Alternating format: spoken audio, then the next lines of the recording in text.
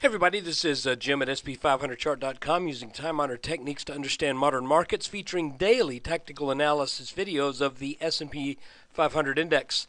And just a quick reminder, subscribers get those delivered fresh off the press after the close every day.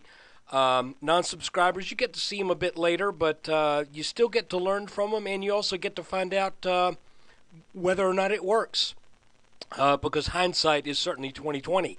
But let's get on with a little bit of potential foresight. But before we do it, I want to remind you that this video and the website are for educational purposes only. That nothing stated at the site or in this video is intended to be used as investment advice. Look, I can draw lines on charts, but you have to draw your own conclusions from your own research and make those investment decisions that are suitable for your personal financial situation. I'm not a licensed financial professional. I'm just a guy that draws lines on charts. So let's look at the S&P. And what I want to do to start with is look at a 30-minute chart. I just did a real quick little promotional video that points this out. But I'll start with this because I think it's important. Folks, this looks like incredibly important support down here, this line. We've got 1, 2, 3, 4, 5 tests of this line of support. If you look at the general shape, we're leading up to this, what could be a climax top, and then the tops have been lower ever since then. So we've got a series of tops leading up to here, and then we got lower lows, not lower lows, we got higher lows, but also lower highs, okay? And so I think this line is incredibly important. If that line were to break, and we've gone over this already in another context, but if that line were to break in a few days, we're looking at the low 1150s as a target from that pattern. And it is, of course, still possible that this pattern breaks out to the upside. I was a little surprised today. Let's take a look a little closer. I was a little surprised today that we did not reach up and touch this red line in that triangle pattern. If you followed the futures trading overnight, and Sunday night futures trading can be really kind of flaky and non-dependable, but if you dig up a chart of the futures in the E-minis, you'll see that that line was tested in the futures, and once it hit, it sold down, and we actually gapped down a little bit today. Now it looked like we were trading down in a little channel, but near the end of the day, that firmed up, and that little channel broke out to the upside. Does that mean that we're going to head on up and go to 1450? Well, no. It means that little channel broke to the upside and not much more than that. I also think this blue line right here will be important. So this looks to me to be maybe the first area of importance, and it's a pretty simple line, really. All I've done is, let me go to a 30-minute chart. That'll show it better. All I've done is I started back here on the October 3rd and 4th lows, and I've extended that to make it meet the last set of lows on the 10th. And if that were to get taken out, then I would say we are probably definitely going to head down and test this line right here.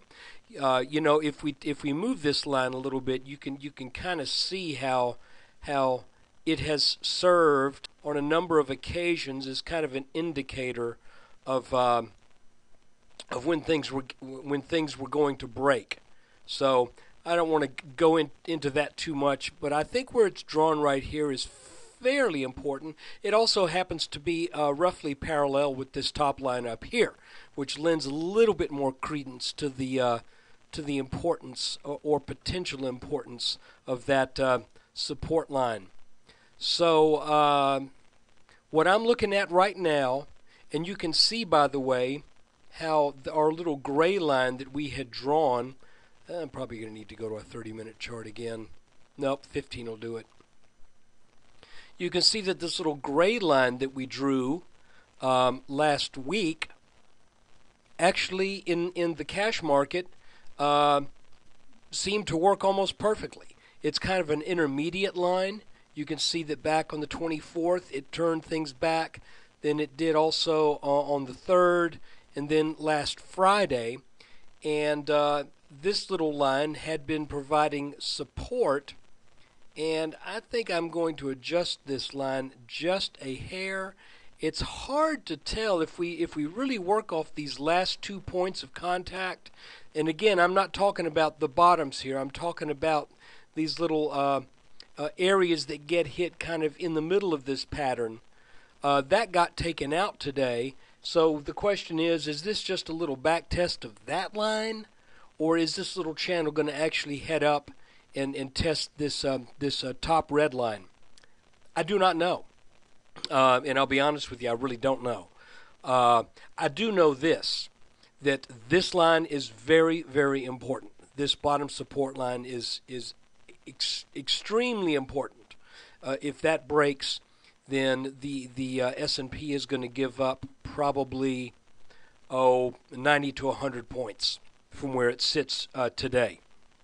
And if it can muscle on up over this red line and also get over purple here, which is the neckline to our head and shoulders top, there it is, then it's possible that we head on up and get into the low 1300s and possibly test this resistance line drawn over the head and the right shoulder. But for right now, it's looking like that neckline has so far put up a pretty good fight. You could see that the market was over it for just a few days.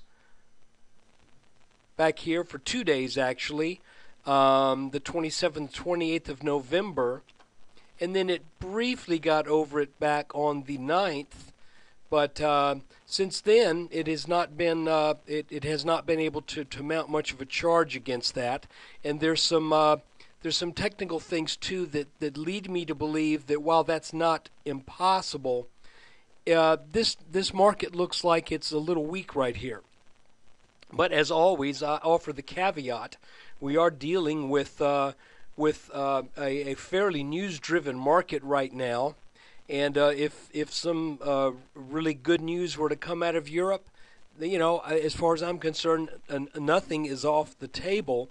But if we're looking at a chart and we're just viewing it on pure technicals, we're still kind of in no man's land because we're almost dead center between the top and bottom of this triangle. But I would watch this bottom line very closely. The top line, I think it could be possible that we get over that line a little bit and still hit resistance here. Okay, but if we break down under this red line right here, then I think the next area where I would expect a bounce would be in the around the 1200 or 1190s.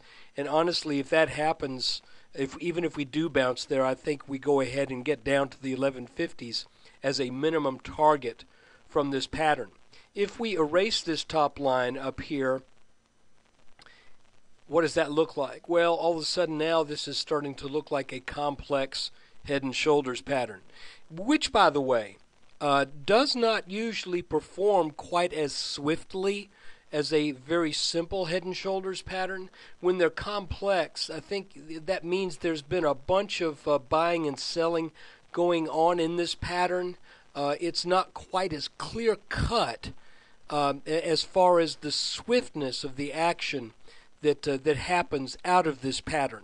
They do tend to still act like head and shoulders, but when you get one that's a nice left shoulder ahead and then a nice right shoulder, and there's not all this back and forth all the way through it, those tend historically to play out a little bit stronger with their moves.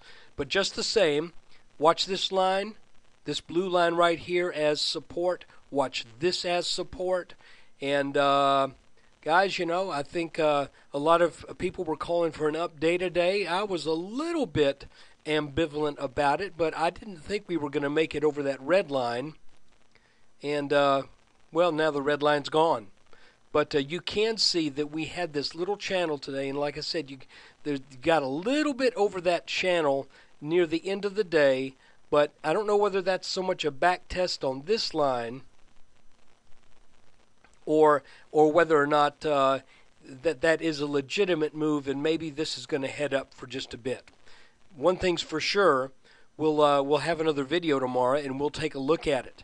So look, thanks for watching this video. And when you get a chance, I'd appreciate it if you're not a member already, and if you're seeing this on the 16th and not the 14th, stop by sp500chart.com, see how affordable it is to get daily technical analysis videos of the S&P 500 after the close every day.